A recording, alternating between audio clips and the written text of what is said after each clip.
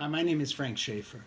I left an evangelical right-wing background more than 30 years ago to become a progressive activist. I'm also an author of many fiction and nonfiction books.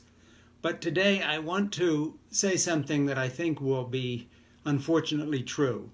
I want to make a prediction, and that is that Trump knows he is going to lose the election unless he finds some massive way to cheat, whether it's lying about a vaccine being ready or whether it is essentially hobbling the U.S. Postal Service through putting a friend of his in charge with the express instructions to destroy it, to stop vote by mail.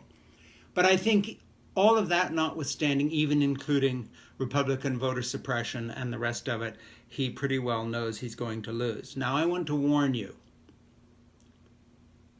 I understand this man.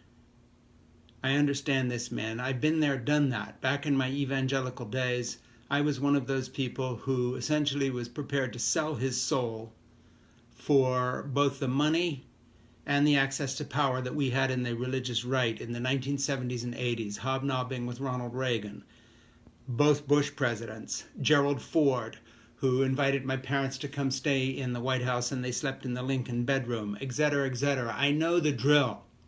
And I want to predict something about Trump's final days as president. He is going to take revenge on a nation that he regards as having rejected him. You know, Adolf Hitler, sitting in his bunker in Germany, just toward the end of the war, devised a plan called scorched earth policy that he tried to put in place, saying that essentially the German people had failed him, and that the nation of Germany did not deserve to survive the end of the war. He knew he was going to commit suicide rather than be handed over to the approaching Russians who were coming into Berlin at that time. I think Trump is starting to indulge in his own scorched earth policy. He is taking revenge on us. You think it's far-fetched? I don't. Look at the way he revenges himself on whistleblowers, on anyone who even dares to speak up to him, let alone stand up to him. On the useless cycles of revenge and tweets he launches even against civilians, powerless, ordinary people, because they take a knee at a football game, whatever it may be.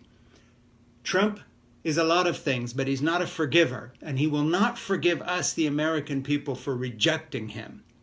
He knows it's coming.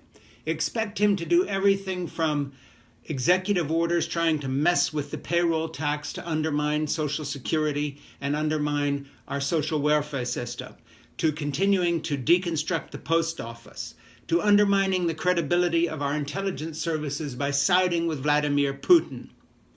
This man is a traitor to the United States. All he cares about is himself. He's not very bright. The reason he's so bitter is because he understands that having lost the presidency, he probably will end his days in prison because he has drawn attention to his malfeasance over a 30, 40-year career of corrupt dealing, even back into his dealings with the mob in the 1980s in New York. And he knows that there is going to be hell to pay. Delay with tax returns and the rest of it will not save him. And so now he will revenge himself on us the way he did on Lieutenant Colonel Vindman, the whistleblower, the way he tried to do with all the people who have stood up against him, including Marine Corps generals that, by the way, my Marine son, who fought in Afghanistan, served under, and some of whom I know personally because I wrote a bestseller about my experience of being a Marine father. He will revenge himself on this country. Watch for something more than treason as we count down to the election.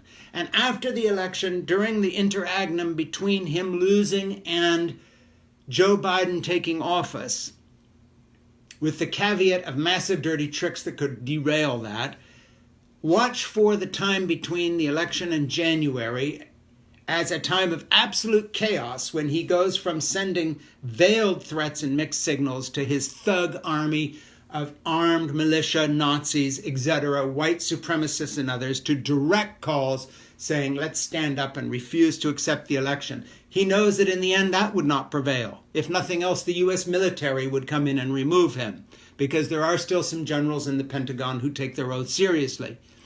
But the amount of chaos he will cause as a destroyer, as someone seeking revenge, will boggle the mind. So I predict scorched earth policy from now on. Interpret everything he says and does as revenge on the United States of America, including doing nothing about COVID, lying through his teeth, continuing to reach out to Russia and other authoritarian and totalitarian powers, while, for instance, removing troops from Germany to encourage Russia to lean on Europe as revenge on the West that rejected him.